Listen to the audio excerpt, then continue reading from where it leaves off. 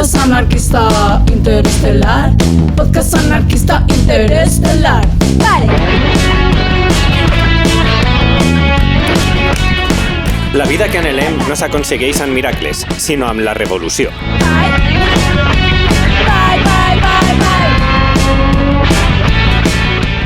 Hola a totis, vos saludem des del Centre Social Ocupat i Anarquista de l'Horta. Esteu escoltant el capítol 1 de la primera temporada del PAI, el podcast anarquista interestel·lar. Benvingudis, comencem!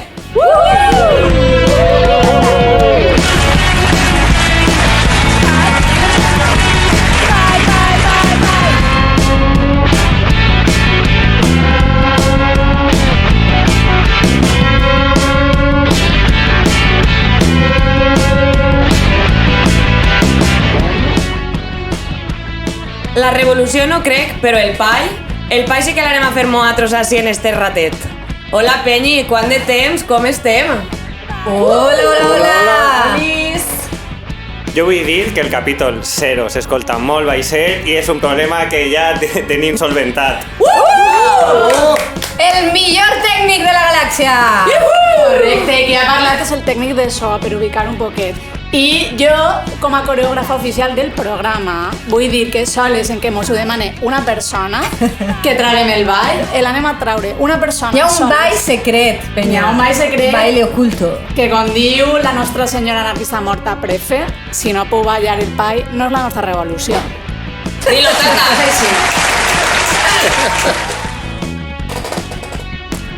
Bé sabem nosaltres que el que anhelem no ho anem a aconseguir amb miracles. 1, perquè els miracles no existeixen, i 2, perquè el que nosaltres volem implica, de facte, la nostra acció. La nostra acció per a rebentar el capitalisme i menjar-nos als rics. La nostra acció per a destruir el patriarcat i crear espais segurs per a totis. La nostra acció per a cremar el colonialisme i soterrar el feixisme i els estats-nació. La llibertat que anhelem implica, per tant, accions grans i xicotetes. Accions ací i allà. Accions com a persones militants i accions, com no, a la nostra quotidianitat. Accions que van des de comprar el pa en el forn del barri a fer un piquet en l'autovia un dia de vaga. La vida que nosaltres anhelem implica, de facte, la revolució.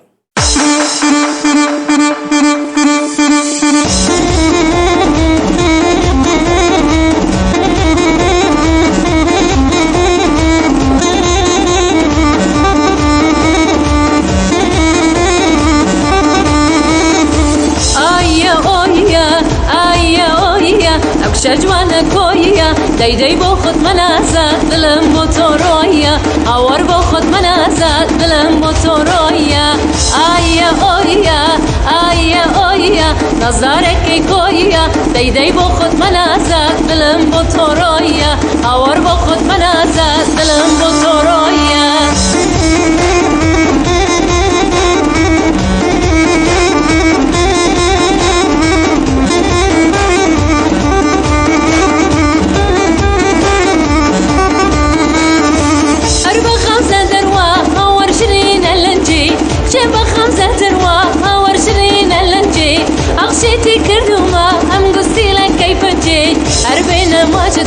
نظرك كي هلبجي أربينا ما جدكم نظرك كي هلبجي آيا آيا آيا آيا أكشج وانا كويا دايداي باخد منازات دلم بطورايا أور باخد منازات دلم بطورايا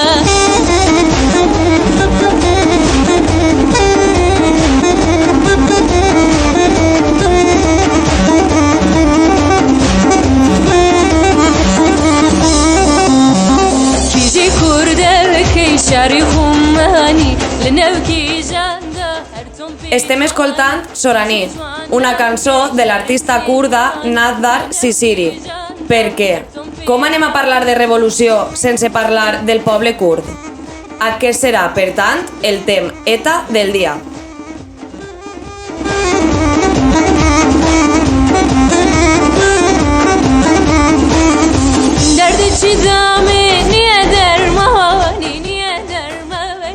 Ubicat en el territori més convuls del planeta i assentat sobre les fronteres actuals de Turquia, Iraq, Iran i Síria, el poble kurd és, avui per avui, el major grup ètnic sense estat propi del món.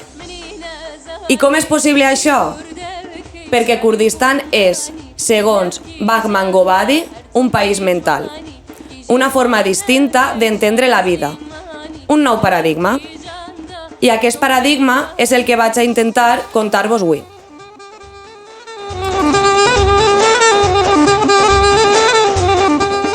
Però per plegar ahir necessitem entendre quins són els orígens d'aquest poble i quin ha sigut el procés polític i ideològic que l'ha portat a rebutjar tot estat. Perquè, clar, com ja sabem, res és degut a un miracle. Per parlar dels orígens del poble kurd, hem de remuntar-nos un poc en el temps.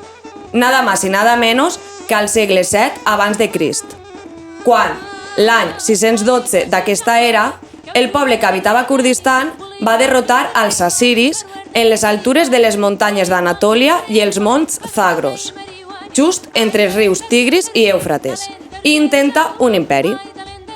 Spoiler, aquest imperi va ser derrotat pels perses l'any 550 abans de Crist, i des d'entonces el poble kurd ve vivint un periple de successives dominacions sense acabar establint-se com a nació lliure ni independent. Si bé durant l'edat mitjana el Kurdistan va aconseguir viure en una certa calma baix el resguard dels feuds, és més endavant, pels anys del segle XVI, quan el creixent imperi otomà i la seva rivalitat amb el persa converteixen a Kurdistan en una zona bel·ligerant. Això és, en un territori en disputa per la seva importància estratègica, perquè, clar, en aquell moment es trobava al mig d'estos dos monstres militaristes, l'imperi persa i l'otomà. I és en aquestes dates quan comencen els primers alçaments kurds contra l'imperi otomà. Durant el segle XIX, diversos territoris de l'imperi otomà s'independitzen, principalment cap a Europa, i aquesta fragmentació, unida a les polítiques expansionistes de la Rússia tsarista, faciliten, per una part, que l'imperi otomà es fragmente cada vegada més i, per altra, que comencen a aparèixer moviments nacionalistes de molts pobles. Dins d'aquests moviments nacionalistes, el turc va adquirir molta força i això va provocar que el Partit Nacionalista Unionista Turc, més conegut com els Joves Turcs, destronara al sultà el 1908 i començara a governar l'imperi. Aquesta governança es va basar en l'extermini de tota persona que habitara en el territori i no fora de nació turca, entre elles les kurdes, clar. I enmig d'este govern, en 1914, l'imperi otomà entrà en la Primera Guerra Mundial i, com sabem, no li va anar del tot bé, ja que va ser derrotat per les forces britàniques i franceses, les quals es van repartir el pastís del territori en acabar la guerra a través del Tractat de Sèvres, firmat 2 anys més tard, en 1920. Aquesta repartició del pastís, no obstant, sí que atorgava certa autonomia per a Kurdistan. Però, spoiler, aquest tractat mai va entrar en vigor, ja que mai va ser acceptat pel Partit Nacionalista Turc ni ratificat per les parts, i va ser substituït pel Tractat de Lausana, firmat l'any 1923. Aquest tractat va definir les noves fronteres d'Orient Mitjà i va suposar, entre altres coses, el fraccionament del territori del Kurdistan, configurant-lo tal qual el coneguem ara. És a dir, les potències imperialistes emergents van concedir el domini del territori de Kurdistan a Turquia, a Iran, a Iraq i a Síria. I cadascun d'aquests nous estats-nació es va assegurar de que no haguera fragmentació possible dins de les seues fronteres artificials, el que va suposar la negació de l'existència de tots els grups ètnics que allí vivien, armenis, yesidis, tàrtar i kurds, entre altres, i la seva assimilació, extermini i aniquilació. En quant al poble kurd, es va prohibir la llengua, la cultura i qualsevol declaració o exhibició del que era i significava ser part d'aquest poble. el poble kurd va sofrir, i continua sofrint, un genocidi cultural i físic. I com a resposta a aquests règims feixistes de terror colonial i amb la finalitat de resistir, d'emancipar-se i d'autodeterminar-se, el poble kurd va portar a terme grans lluites revolucionàries. Es podria dir que les més rellevants van tindre lloc quan, en els anys 70, un grup d'estudiants i treballadors d'esquerres del Kurdistan i de Turquia, baix el lideratge d'Abdullah Öcalan, comencen a organitzar-se baix la teoria marxista-leninista i funden en l'any 1978 el PKK, el Partit dels Treballadors del Kurdistan. I uns anys més tard, en el 1984, les unitats de defensa, és a dir, la guerrilla. En aquest moment, el poble kurd definia la revolució com la intenció de crear un estat kurd independent, unit i democràtic. Amb aquest Kurdistan democràtic volien assegurar l'alliberament de totes les estructures socials. I per a que això fora possible, entenien que es necessitava primer una revolució democràtica nacional i després una revolució socialista. Segons Öcalan i els seus col·leguis, després de l'alliberament del colonialisme en tots els àmbits de la vida, Kurdistan podria emprendre el camí cap a un desenvolupament independent en l'esfera política, econòmica, cultural i social. Amb el temps, i com no podia ser d'altra manera, perquè la penya kurda sap i molt, aquesta concepció de la revolució dins del PKK va canviar radicalment. La redefinició de la revolució es va basar principalment en la crítica que Öcalan feia al positivisme i als anàlisis que va realitzar sobre la relació existent entre estat i poder, tot influenciat pel col·lapse de la Unió Soviètica. I és que, com vas a pretendre ser lliure dins d'un estat-nació? És físicament impossible. Cap estat ens farà lliures. Öcalan analitza la civilització estatal de 5.000 anys d'antiguitat i la defineix com a la màxima expressió d'acumulació de poder i de capital. I és que, encara que abans considerava que fundar un estat independent en el que el poble kurd es governara a si mateix resoldria la qüestió de la llibertat, més tard, amb aquests anàlisis, va plegar a la conclusió de que l'Estat, com a estructura que reprodueix constantment les relacions de poder, està en contraposició de la llibertat. L'Estat no pot ser una estructura i la forma per a aconseguir la llibertat, perquè per se, l'Estat és la màxima expressió del poder i la dominació. Per això, el PKK va canviar la seva estratègia. Va trencar amb aquest objectiu de crear un estat kurd i va desenvolupar, en el seu lloc, el model del confederalisme democràtic, inspirant-se, entre altres, en les idees municipalistes del socialista ecologista anarcollibertari Murray Bookchin. Öcalan defineix el confederalisme democràtic com una administració política del territori no estatista, o sigui, com una democràcia radical sense estat, que és flexible, multicultural, antimonopolista i està orientada al consens, i en la que l'ecologia i l'alliberament de la dona són els pilars centrals. El confederalisme democràtic és, per tant, el marc d'una societat política basada en la ètica, ja que, encara que una societat pot existir sense estat, sense nació i sense el poder, el que no pot fer una societat és existir desprovista de moral i de política. És a dir, tota societat requereix una consciència social. Això és, unes normes morals i la capacitat d'aplicar-les per a assegurar la seva existència. I també requereix una política entesa com un procés continu de debat per a decidir els mitjans i els mètodes oportuns per a satisfer les seues necessitats materials i intel·lectuals. La societat moral i política que Öcalan formula sota el paraigües del confederalisme democràtic ve a ser una proposta política d'alliberament que permet una organització territorial en comunes i assemblees que sobrepassa les fronteres establertes i aglutina totes les diversitats en l'estructura democràtica federal, partint de la premissa de que l'alliberament de la dona és el pas principal per a alliberar qualsevol societat. I no estem parlant d'una utopia. Aquesta forma d'organitzar la societat porta fraguant-se a Rojava, el Kurdistan sirià, des d'abans del 2011. I el que és més notable, aquest sistema alternatiu que desafia l'ordre establert en el món es porta a terme mentre el poble kurd resisteix els assalts de l'estat islàmic i està sotmès al genocidi perpetuat per l'estat turc.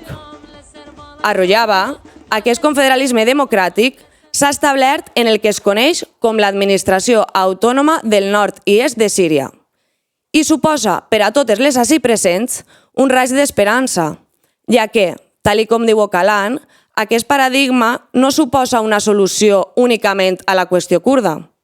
Aquest paradigma és una solució contra la modernitat capitalista, patriarcal i colonial que és capaç de reproduir-se arreu del món. Aquest paradigma és, de facto, l'esperança de tots els pobles oprimits. I aquesta esperança en València s'organitza a través d'una col·lectiva amiga. Sabeu quina? Segur que sí. L'entrevistem en 20 segonets.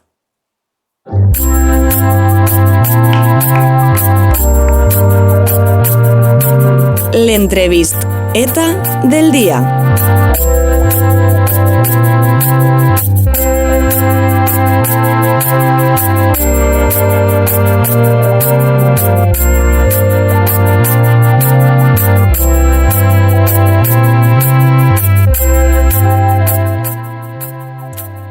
Referents en el moviment autònom de dones de la ciutat, formen part del Cesseu a l'Horta des dels inicis de la seva col·lectiva allà pel 2019. I en tots estos anys han anat nutrint l'espai amb la seva saviesa, mitjançant cafetes, clubs de lectura, xerrades, projeccions. És, per tant, tot un honor tindre-les avui ací. I encara és un honor més gran tindre-les com a companyes i militar en el que per a mi ha sigut el meu agent polititzador principal, l'Egerina Sadí. Benvingudi, Roix Baix.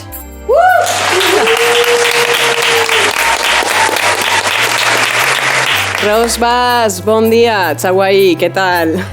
Hola, Blanca, moltes gràcies per vindre este dissabte. Gràcies per invitar-me així, amb molta il·lusió. Estic al capítol 1.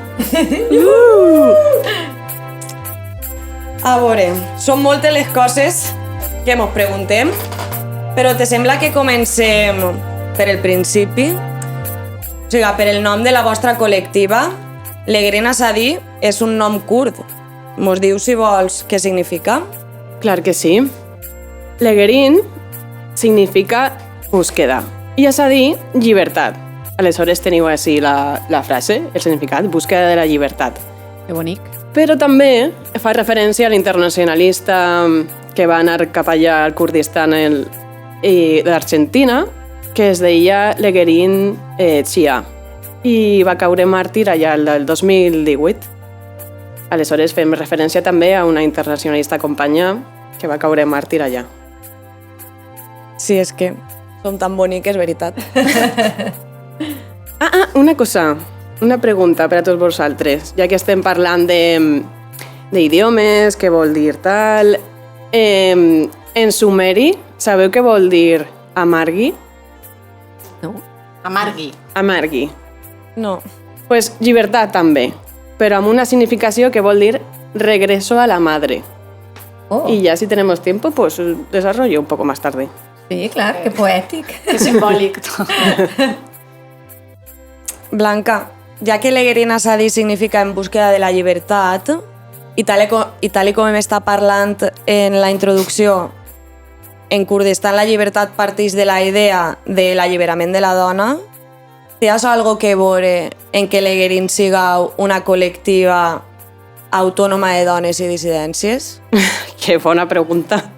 Andrea com hila, eh? Sí, la tia, I per ser molt bona introducció, gràcies per apropar-nos al Kurdistan i a la seva història, que és un referent. I sí, com has mencionat abans, un dels pilars fonamentals del confederalisme democràtic i l'alliberament del moviment kurd és l'alliberament de la dona, però també l'ecologia i la democràcia radical. Perdoneu, vaig a hablar en castellà perquè temes filosòfics i ideològics. Clar. Me perdoneu. Bueno, parten esto de por qué grupos autónomos, ¿no? Es que parten de la idea, bueno, todas en Leguerín, de que la masculinidad dominante es una forma de ideología que ha dejado a la sociedad en una situación de colonización y opresión. Y entienden que la primera colonia o el primer cuerpo territorio colonizado es la mujer, las mujeres. Entonces, pues es su lucha prioritaria. Es intentar hacer la revolución dentro de la revolución, porque hay que combatir también el patriarcado interiorizado. ¿Le surgió? Pues en la guerrilla, porque había mucho machismo y patriarcado, y entonces, pues en la teoría y en la práctica intentaron combatir este patriarcado. Y también dentro de ellas mismas como mujeres. ¿Cómo lo hicieron? Pues separándose física y psicológicamente de los hombres, en esta llamada teoría de la separación.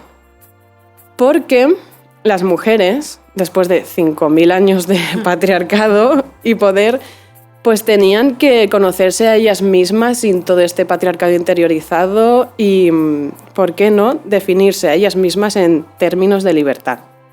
¿Qué soy yo? ¿Quién sería yo libre? ¿Quién sería yo sin esa parte de patriarcado, colonización, racismo integrado, ¿no? Y es que no es moco de pavo, es que son 5.000 años de patriarcado. ¿Y cómo empezaría esto?, se preguntan los kurdos. Se lo preguntan porque no surgiría de la nada y por casualidad, sino que anteriormente, hace 5.000 años, existían unas sociedades naturales donde precisamente la mujer sí tenía un papel muy valorado en la sociedad. Existía pues el concepto de la diosa madre, donde digamos que esa cultura de la diosa madre pues se le daba mucha importancia y eran sociedades pues más equitativas, igualitarias, democráticas.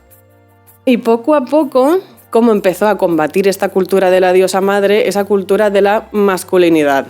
No me voy a poner a explicar todos estos factores de por qué, pero es súper interesante acercaros a Leguerín Assadí para si os interesa esto de la historia. Pero poco a poco, como esa diosa madre se convirtió en madre de Dios, ¿no? Mitológica y religiosamente hablando. Claro, todos estos regímenes de la verdad, como la mitología o la religión, pues ayudaron a que toda esta cultura de la masculinidad poco a poco asentara las bases de pues, sociedades jerárquicas y que asentaron las bases del Estado-nación. Porque ¿cómo vas a hacer un Estado-nación con sociedades igualitarias y democráticas con a la mujer supervalorada, ¿no? Pues no, entonces... Bueno, también continuar con estos regímenes de la verdad. ¿Cómo continuó esto? Pues con la filosofía, y es que ahora continuamos con la ciencia. Todos estos regímenes de la verdad sirven al sistema mundo capitalista que està en contra de la vida. Salla, i mos vols parlar un poquet de genealogia, en plan que has dit de la ciència? O sigui, tot partim de que la societat és com molt masclista des dels seus orígens, en plan, i com és necessari aquest alliberament de la dona, i això en genealogia com s'aplica? Claro, al igual que queremos que las mujeres nos definamos en términos de la libertad, también queremos una ciencia que defina en términos de la libertad y nos sirva a intereses capitalistas o colonialistas. Entonces, genealogy es una ciencia social dedicada a recuperar esos conocimientos de los pueblos y mujeres arrebatados. Una ciencia social que sirva para esta revolución que queremos y que ya está sirviendo allí en Rojava. Es verdad que, como has explicado, hay mucha historia, mucho contexto para que no sea un milagro, pero sí que tiene un toque de milagro, esto que pasa en Rojava, como es la revolución del siglo XXI y es la revolución de las mujeres. Recuperando tu pregunta, genealogy. Jin significa en kurdo mujer y logi, pues logos, conocimiento, ciencia. Pero es que Jin comparte el lexema con Jian, que significa vida. Otro toque, como os he dicho, Margui, regreso a la madre. Jin, Jian, vida. No hay casualidades aquí. Entonces, pues se trata de recuperar esos conocimientos arrebatados de los pueblos y las mujeres, ponerlos al servicio de la revolución y que esta genealogy pues da toda la perspectiva, todo este marco filosófico al confederalismo democrático, a cómo organizarse, a cómo hacer una sociedad ética y política. Pues es que tocan temas de historia, como memoria histórica, pues educación, justicia, ontología, metafísica. Y porque no me da tiempo a hablar del quantum, ¿eh? Física cuántica, quantum, hay que hablar. Claro, esto de genealogy, no? O sea, és com interessant perquè en realitat és esta ciència de les dones, no? Que un poc podríem traduir, que en realitat és agarrar totes les, el que així diríem assignatures, no? Tots els sabers, i atravessar-los d'eixa idea de que les dones han estat apartades històricament, no és que no hagin participat ja en la història, en la ciència, en la literatura, en la disciplina que fora, no? Sí que han participat, el que passa és que hem invisibilitzat els seus noms, les seues aportacions, no? I és com recuperar això i el que ensenyem és posant en el centre les aportacions de les dones o dels pobles oprimits, no? Com tu dius, va un poc per ahí, o sigui, és com pegar-li un poc la volta, no? I totes aquelles disciplines que estudiem, estudiar-les des de la perspectiva de posar tot el que les dones han fet, no? Que va molt més enllà del que s'hi anomenen, no? Los estudios de género i no sé què, però que jo crec que així igual se'ns queda un poc curt, és una cosa un poc així desllavassada, i esto és una visió com molt més radical que sí que involucra, a més, tots els sabers, totes les ciències, no? I després també crec que és interessant perquè el que han fet és construir acadèmies des d'on estudiar genealogy, que a més és molt guai perquè canvia també totalment l'estructura, no? I la relació professor-alumnat, no? Perquè és com una cosa molt més horitzontal, no? Que de vegades qui ensenya és algú que és major i que per la seva pròpia experiència pot ensenyar a través de les seues vivències, no? No sé això molt bé com s'organitza o com... Sí que saps molt bé, tu has llegit molt de genealogy. La tia se ve a la longuis. Sí, com has nomenat acadèmies, o sigui, això és una universitat a Rojava, la Universitat de Genealogia, crec que es diu Andrea Wolf, des d'on part... No és meua, ¿vale? Andrea Lova. Pues sí, han escrito muchos libros donde son las bases teóricas que sirve para alimentar toda esta revolución y al movimiento.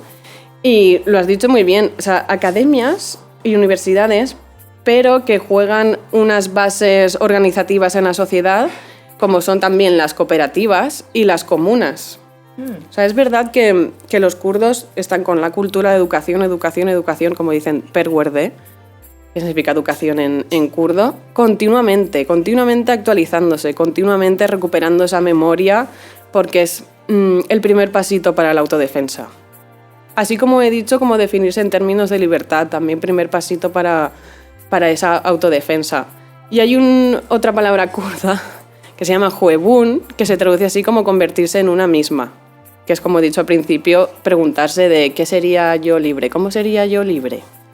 Y bueno, por deciros cómo son los procesos organizativos, las comunas se organizan por barrios y un ejemplo así, si yo soy mujer musulmana y profesora, pues estaré en 3 comunas, ¿no? En el grupo autónomo como mujer, en el grupo de musulmanas y en el grupo en la comuna de profesoras también. Y allá donde hay una estructura, una comuna, una asamblea, hay un grupo autónomo solo de mujeres. A lo mejor esto responde también bien por qué l'Egrinsadi és un grup autònom, no? Sí. Clar, perquè tu has parlat també de separar-se físicament, o sigui, entenc que estem parlant de la no mixticitat, vull dir, també per ubicar-nos, perquè així encara hi ha qui diu és que els col·lectius no mixtos, bla, bla, bla, no? O sigui, com que entendre que és una necessitat ideològica, però també física, també de seguretat a voltes, no? El tema de crear espais no mixtes allí, així, en tots els puestos, vull dir que encara no és una cosa que hagin superat, que hem de seguir treballant així. Claro, es anar con más a la raíz, ¿no? Porque si yo quiero combatir este patriarcado interiorizado, necesitaré, pues, a lo mejor menos estímulos y un grupo más seguro de compañeras, reconociendo a la otra como mi compañera y también reconociéndome a mí como que también soy ese enemigo interior, ¿no? Como decía Abdullah Öcalan, el 99% de la lucha es interior. y ese uno exterior. Y por cierto, mirad lo que tengo aquí. Que friki és, A ver, porta. explica, Què ens has portat, Explica'mos, Eugenia? què portes? Pues Para un nuestros colgante oyentes. con forma de corazón con Ay, la no. cara Parece la Superpop. ¡Qué cookie! del líder kurdo Abdullah Öcalan con su bigotito aquí. Lo he querido A mi en traer una hoy aquí. mani me digueren ui, per què portes el Che? I jo, bueno, a com te ho explicaré jo, no? Blanc i jo, per la meva part, moltes gràcies per portar este tema, perquè em pareix super desconegut. Jo sóc super inculta d'este tema, crec que n'hi ha un munt de penya que militem que no tenim ni idea d'este moviment i que també se preguntem una cosa, no? Que és que per formar part d'aquesta col·lectiva mos fa falta portar flequilles recte. O sigui, és una pregunta que se fem molta penya que no tenim ni idea. Y No Kurt, sé. y Kurt. Per saber si podem militar o no en la col·lectiva, jo què sé. Impepinable. Vale. Sí, nos referimos a este Sí, tu les veus a flequillo. elles assembleades i dius, hòstia, té que ser obligat, no? Sí, flequillo corto, ketaminoso de estos. No, pero justamente yo llevo un año sin flequillo, me lo dejé I crecer. no t'han tirat encara? Bueno, Bueno, me lo- Estem no ahí. sé. Está debatiendo. Estem en proceso. Es que este año estoy un poco perdida, entonces cuando me encuentres que me haya cortado el flequillo, ¿no? Bueno. Sí, bueno, lo del flequillo corto y lo de estar en muy buena forma física, porque, claro, danzamos las danzas kurdas, como habéis escuchado antes, la de Soraní, que esta canción que serán 13 minutos, pues Oh, estamos 13 minutos de cardio máximo. Claro, y que danzaremos 3-4 canciones. Jo com a coreògrafa te dic que ho feu molt bé. Això sí que m'ha fijat. Ho fas molt bé, Ho fas molt bé, eh? I Blanca, o sea, quins sabers? Vull dir, clar, perquè el Kurdistan estan en plena revolució, no? És com algo... Però què podem portar com més tangible a la nostra realitat d'ací, d'Occident, de València en el nostre cas, no? Com podem apropiar-nos, diguem, d'eixos sabers o de qué mètodes, qué coses podem portar a nosaltres?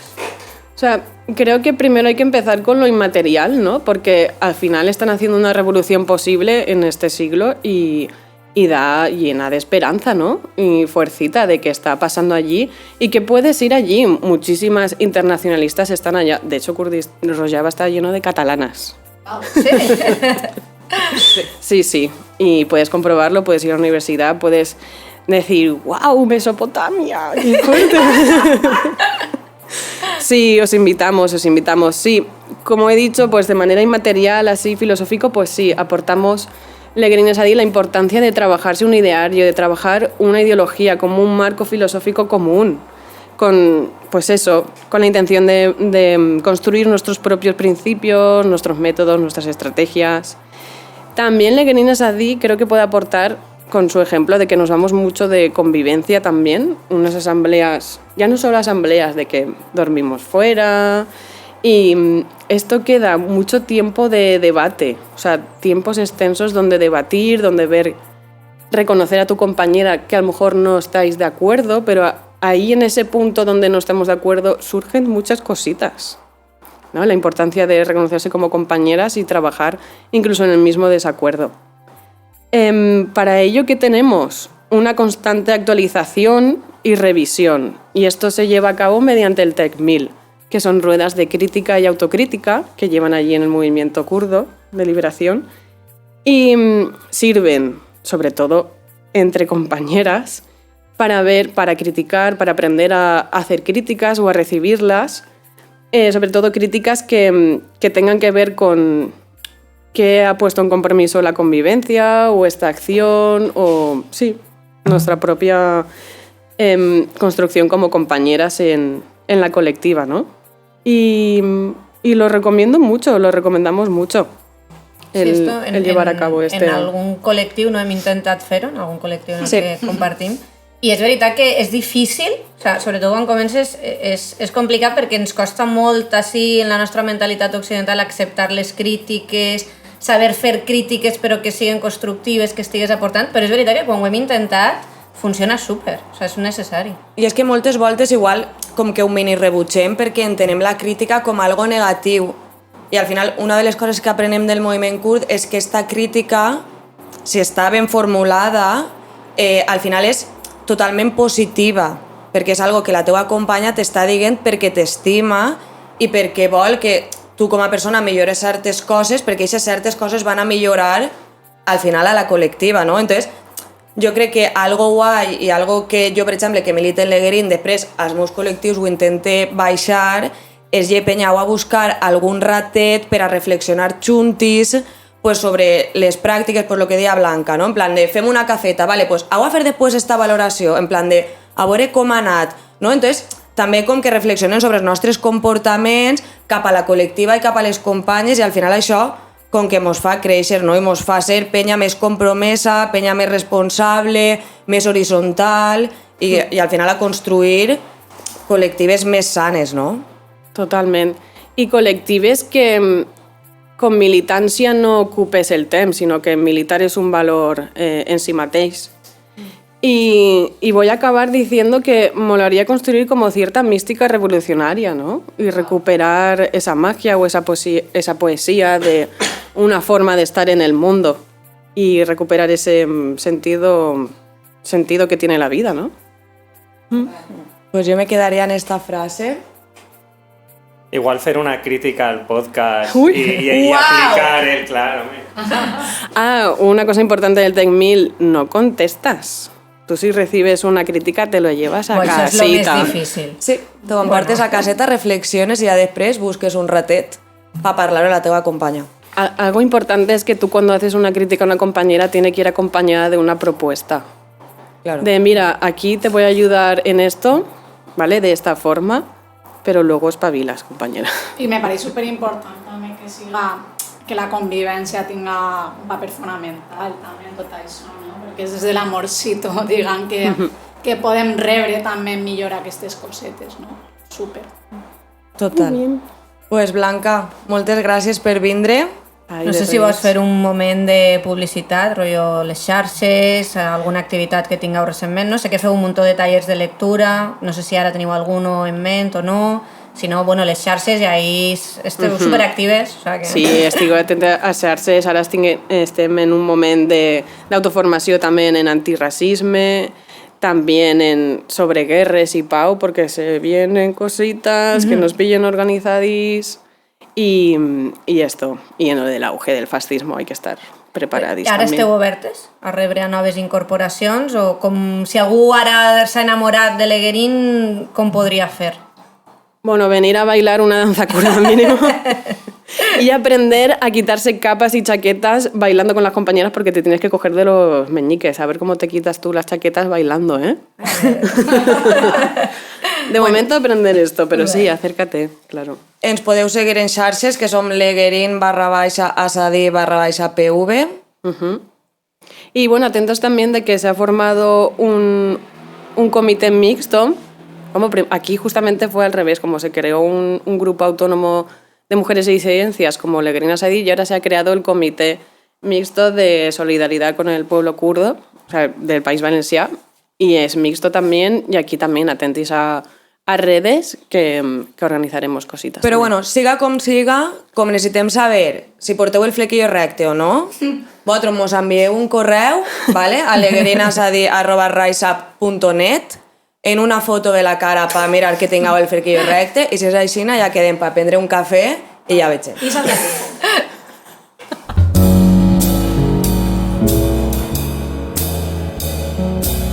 Tinta d'Anarres.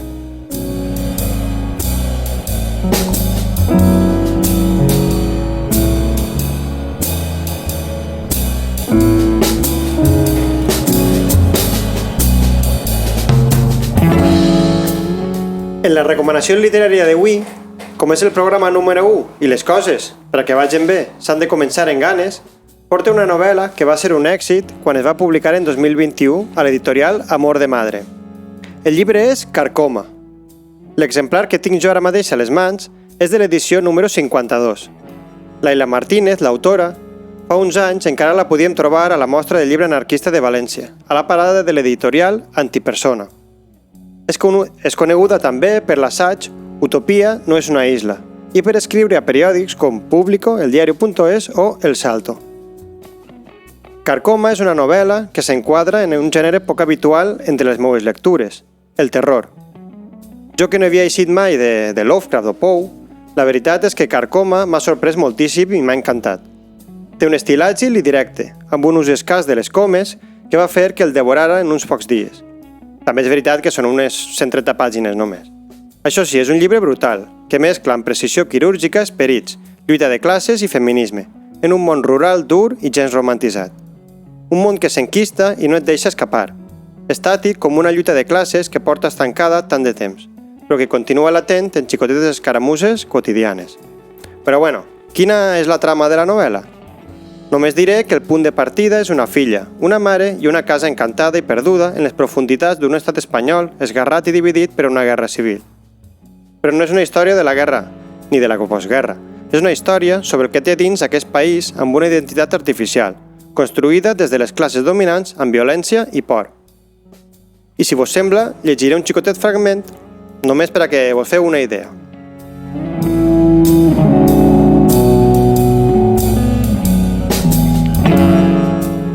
Yo les maldecía a los parientes, a los guardias civiles, a los curas, a los chivatos, a quien fuese, con todo el odio que había en mis entrañas y en las de la casa, porque sabía que el día en que los pobres empezásemos a cobrar deudas, muchos no iban a tener cochiquera en la que esconderse.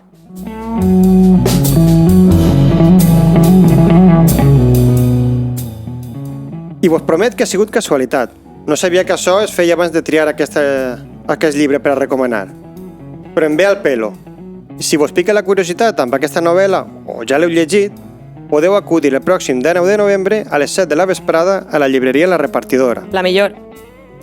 Perquè el Club de Lectura de la Fènix Universitat Popular la comentaran i debatiran sobre ella. En qualsevol cas, si aquest dia no us va bé però vos interessen els grups de lectura, vos recomano moltíssim el que organitza la Biblioteca Anarquista de l'Horta, al nostre centre social de confiança, situat al final del carrer Diògenes López Mecho de València. Ara estan en un club de lectura queer i el pròxim 7 de novembre a les 6 de la vesprada conversaran sobre la novel·la L'última nit al Telègraf Club, de Malinda Lo. En les seues pàgines trobareu una història sobre el lesbianisme i la immigració xinesa als Estats Units dels anys 50. I això és tot per avui. I recorda, milita i llegeix.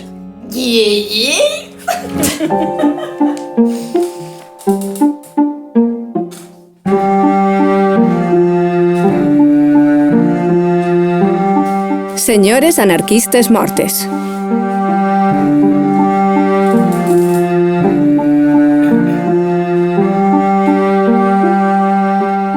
Arriba la primera senyora anarquista morta a PAI, el podcast. Inaugurem el nostre aquelarre amb una dona que va utilitzar les armes i l'educació en la lluita contra el feixisme. Avui vos porte la vida de Matilde Escuder Vicente.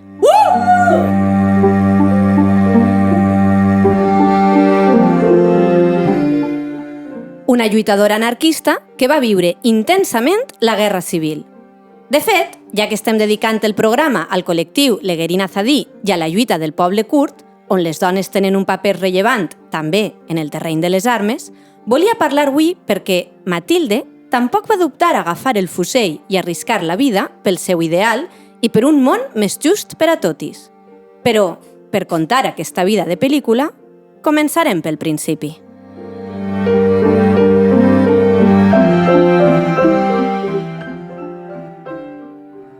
Matilde va néixer el 12 de desembre de 1912 a Vilafranca, un poble situat a la comarca castellonenca dels Ports. Vilafranca tenia en aquests temps uns 1.000 habitants i una economia basada, sobretot, en l'agricultura. En aquell moment, l'estat espanyol era una monarquia en mans d'Alfons XIII i vivia un període constitucional. Després vindria la dictadura de Primo de Rivera, la Segona República, el cop d'estat. Va viure temps convulsos, la nostra Matilde. La seva família era obrera i d'afiliació socialista. En concret, el seu pare era un electricista afiliat a la UGT. Així que van entendre que Matilde devia estudiar i no dedicar-se només a les tasques de la llar.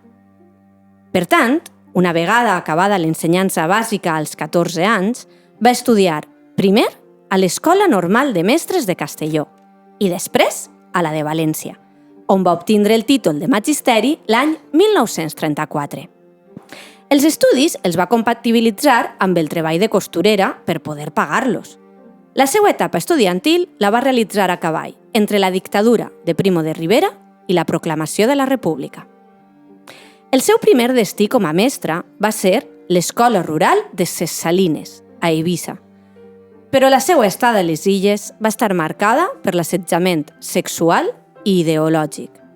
I és que allí va entrar en contacte amb un grup de joves llibertaris i va créixer el seu interès per mètodes pedagògics de l'educació lliure, que bevien de l'escola racionalista antiautoritària.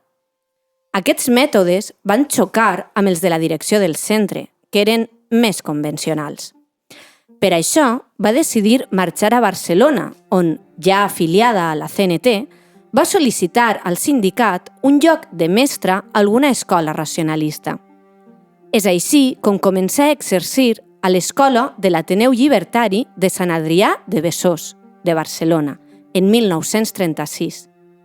I allà va conèixer els germans Carrasquer Launet, amb els quals compartia ideologia i inquietuds pedagògiques. Els Carrasquer havien fundat una escola autogestionada per a la xicalla de la militància que va deixar impressionada a Matilde per les novedoses formes d'ensenyament en llibertat que allí s'aplicaven. Després tornarem a un d'aquests germans. Amb l'esclat de la Guerra Civil i tenint 23 anys, Matilde es va allistar voluntàriament a la columna d'Urruti per lluitar en el front per la revolució social, el que la portà a formar part de la batalla de Belchite. Arroja la bomba, que escupa metralla, coloca petardo, empuña el estado, propaga tu idea revolucionaria, hasta que consigas amplia libertad. Acudir los anarquistas, empuñando la pistola hasta el morir, con petróleo y dinamita, toda clase de gobierno a combatir y destruir. Es hora que caiga tanta dictadura, vergüenza de España por su proceder, no más militares, beatos y curas, abajo la iglesia, que caiga el poder, acudir los anarquistas, empuñando... És en aquest moment quan va conèixer el que seria el seu company sentimental, el també milicià anarquista Enrique Ferrero. A més, junts van formar part de la col·lectivitat de Mirambel, a Terol, que, per cert, és el poble on es va gravar en els anys 90 la pel·lícula Tierra y Libertad, de Ken Loach. Però en 1937, durant l'ofensiva del govern contra les col·lectivitats anarquistes camperoles, Matilde i Enrique van haver de fugir i refugiar-se un temps a Castelló de la Plana. En una entrevista concedida per Matilde en 1977, en el marc de l'Arxiu Nacional Cinematogràfic de la Resistència de Turín, ella reflexiona així sobre la colectividad. Yo era muy joven, sin embargo, tengo algunos recuerdos concretos. Por ejemplo, todas las noches los miembros de la comunidad se reunían en una casa grande para discutir el trabajo del día siguiente y organizar las tareas. En esa asamblea había hombres y mujeres, y las mujeres participaban en las decisiones. Ninguna de las mujeres estaba allí por obligación. Querían estar allí, participar en el esfuerzo común. Para describir el clima de solidaridad que reinaba en la comunidad, les contaré una anécdota. Un día llegó a la comunidad un camión cargado de retales de tela, y puedo decirles que, a pesar de las penurias y las necesidades, ni una sola mujer intentó conseguir más tela de la que le correspondía. El reparto de los retazos se hizo de la forma más igualitaria posible, sin que ninguna autoridad decidiera en lugar de los interesados. Se hizo con naturalidad. Nunca más he vivido un ambiente de fraternidad semejante. Ciertamente vivíamos días de gran peligro, pero todo era de todos. Sobre este punto, además, conviene aclarar algunas cosas. El hecho de que todo fuera de todos no significaba, como algunos jóvenes de hoy tienden a pensar, que fuera un caos. De hecho, era todo lo contrario. Cada familia llevaba su propia vida y cada familia, en función del número de miembros, recibía lo que le correspondía en dinero comunitario o en moneda nacional. Eso era todo. La hermandad duró hasta el día en que la policía apareció para restablecer el orden. Los bolcheviques, los policías, en definitiva, llegaron y se llevaron a todos los hombres. És allà en Castelló on l'1 de maig de 1938 va néixer la seva filla Etna. Però només uns dies després, la ciutat va ser agressivament bombardejada i mare i filla van ser evacuades cap a Xàtiva. En aquell moment, Etna, la xiqueta, tenia només 15 dies i en eixa fugida van perdre el contacte amb Enrique, que va ser capturat pels feixistes. Encara no ho sabien, però no es tornarien a veure mai més. Posteriorment, elles s'instal·larien a Ontinyent, on Matilde va exercir de mestra de l'Acadèmia de les Joventuts Llibertàries fins al final de la guerra. Arribem a l'1 d'abril de 1938. Matilde té 27 anys i està sola amb la seva filla d'1 any.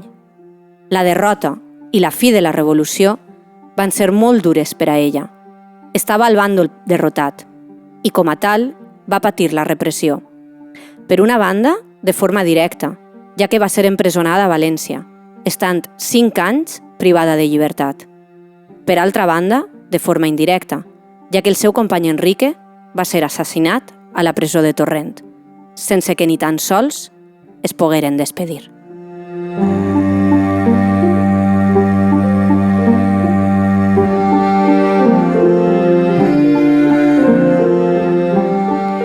En eixir de la presó era ja 1944 i Matilde decidí instal·lar-se a Barcelona amb la seva filla. Com que tenia prohibit exercir de mestra, es guanyava el salari treballant en la confecció de roba. Malgrat la duresa d'aquells temps, va tindre una alegria.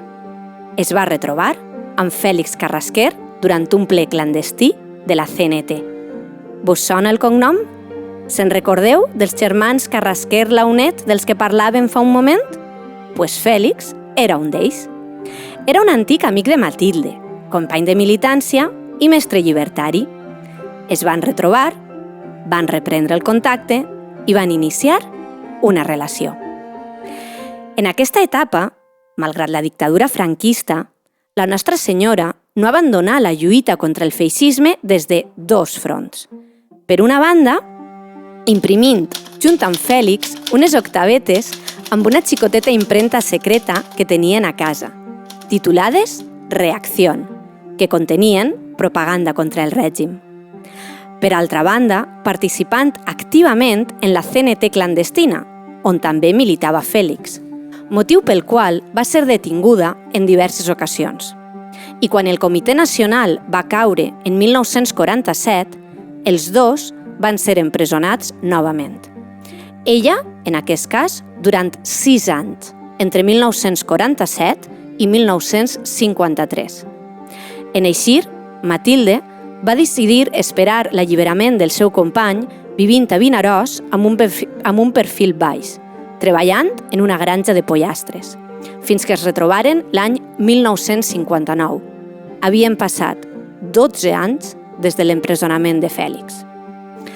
A continuació, decidiren marxar junts a l'exili, concretament a la localitat de Til, a França, ja que a Espanya estaven fortament vigilats i era massa arriscat continuar en la resistència antifranquista des de dins.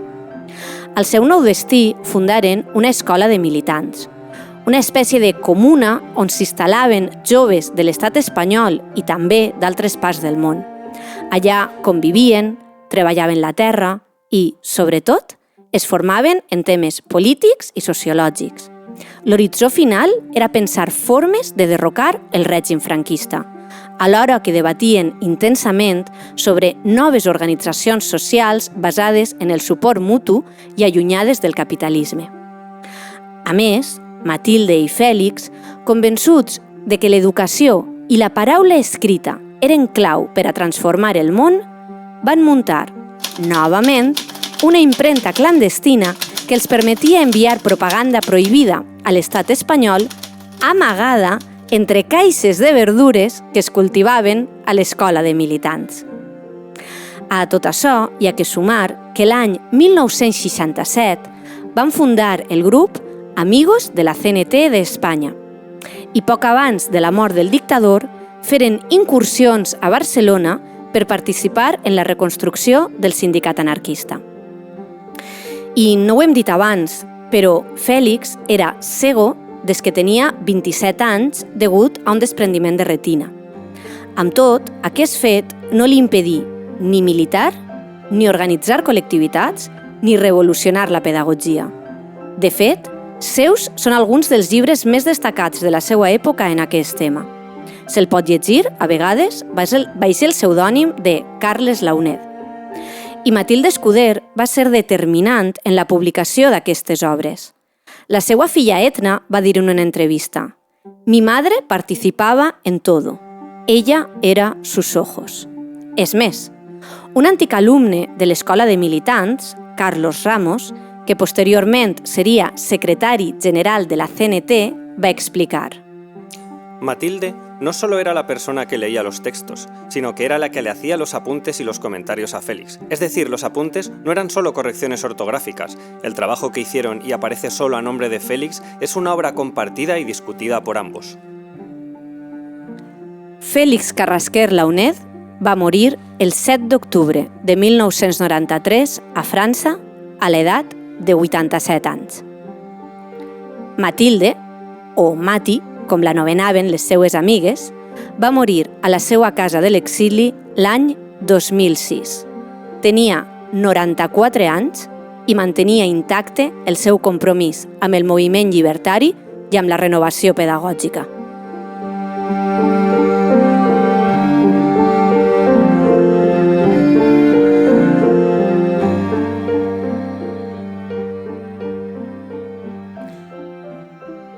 I fins ací, la nostra senyora anarquista d'avui. Ara ja coneixeu a Matilde, una de tantes mestres que durant la República i al cor de la Revolució tractaren de sembrar idees emancipadores. Una anarcosindicalista que va passar a l'acció i quedar en l'ombra de l'oblit. Fins avui. Gràcies, Mati, per inspirar la nostra militància.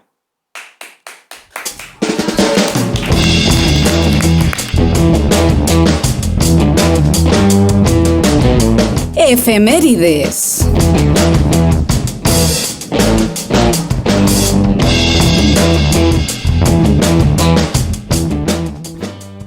Vale, anem a començar en l'esdeveniment històric més transcendental, a nivell internacional de tots els que anomenarem avui, 25 d'octubre de 2025.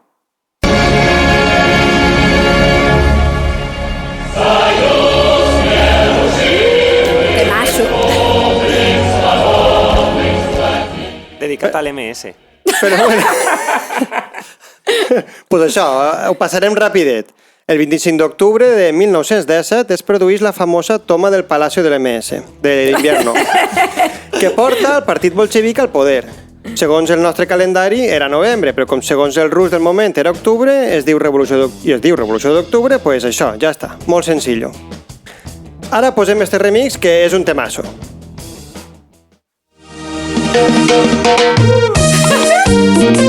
Esta cançó viurà per a sempre en les vostres ments. Bye, bye, bye, bye, bye, bye, bye, bye, bye, bye, bye, bye, bye. Següent efemèride. Tal dia com avui, però de 1977, es signen els pactes de la Moncloa. Este va ser un fet amb molta fantasia. Però, bueno, ja sabeu que fantasia és una cosa que no existeix ni ha existit mai, com els duendes, els trolls o el pensament d'esquerres de Felipe González. I precisament va ser el senyor Felipe un dels signants d'aquests pactes. El dictador Francisco Franco, que acabava de morir feia 2 anys, 1975, i ens trobem en plena transacció a la democràcia.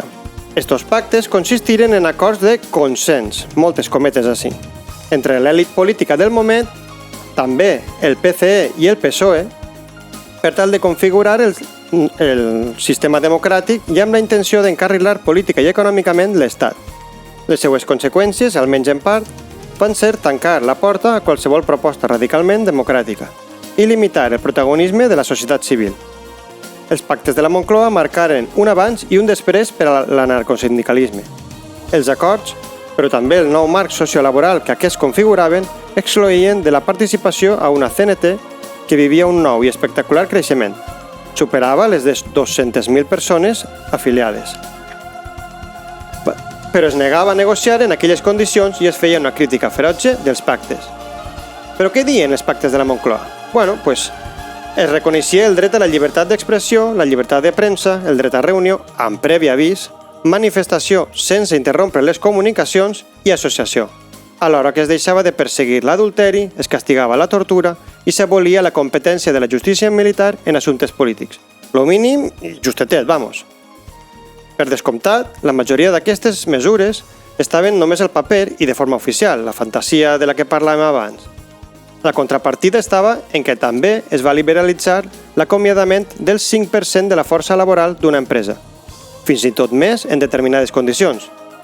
S'acordà, també, posar un límit a l'augment dels salaris i una sèrie de canvis en la legislació sindical al voltant dels convenis col·lectius que perjudicaven els drets dels treballadors i les treballadores. I després ens preguntem, com pot ser que avui en dia tinguem una situació de merda a l'estat espanyol?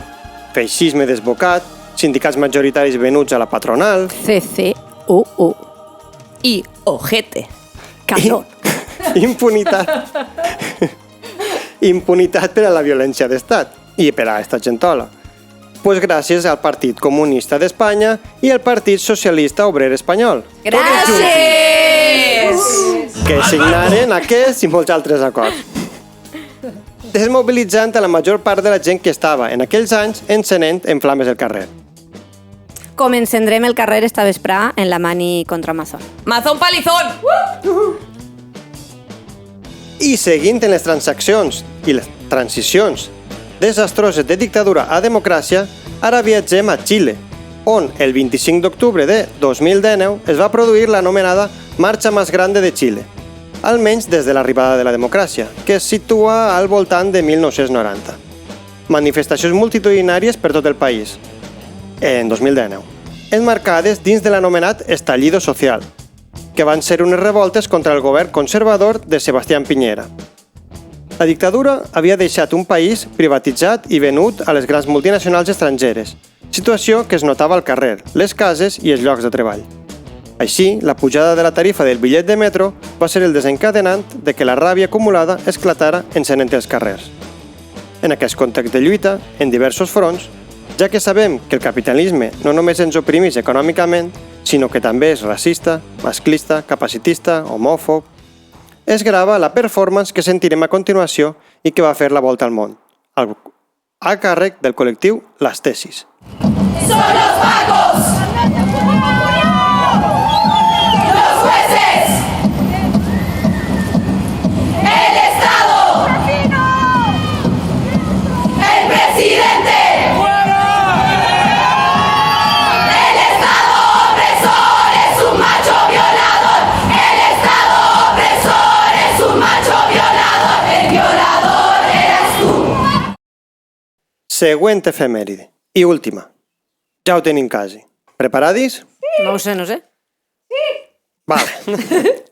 Pues el 25 d'octubre de 1961 naix Joaquín Isidoro Bayo Gómez. Chimo Bayo. Nada más que decir.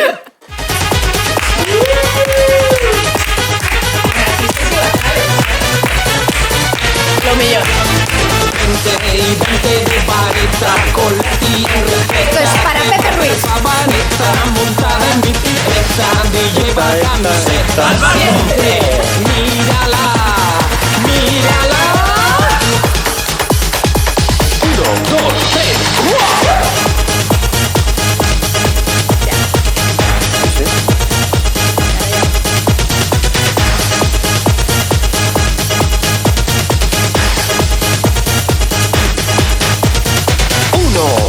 Que no pare ninguno, ninguno.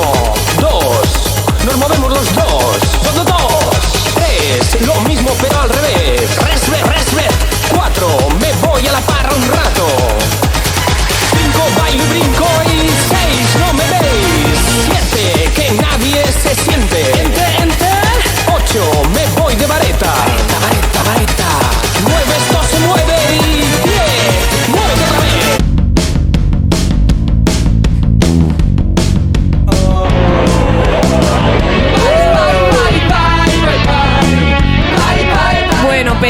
Sentint-ho molt, hem aplegat al final del capítol 1. Bye, bye. Hasta otro ratito.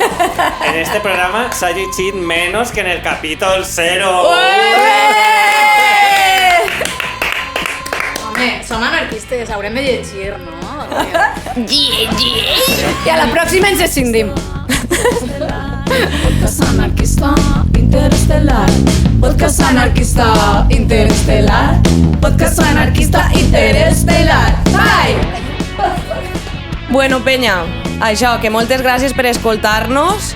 Ens podeu trobar en podcastenk.org, en Archive, en iVoox i en YouTube hasta que mos capen. I en Radio Malva, si ens contesten els correus. Contesteu! Primer aviso.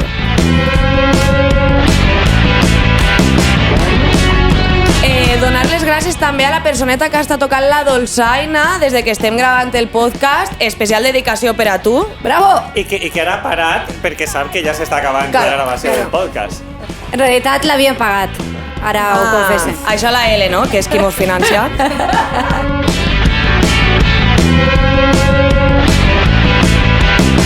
Bueno, Penyi, que ens trobem als carrers, ens trobem a les zones i que viva la Úrsula Caleguer!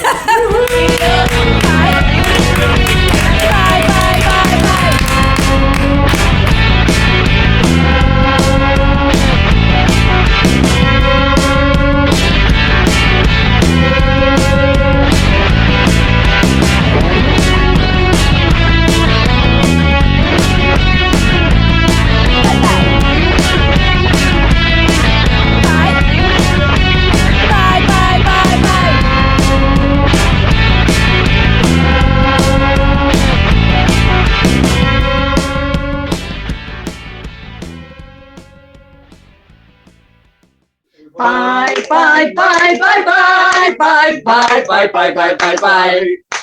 Bye, bye, bye, bye, bye, bye, bye, bye, bye.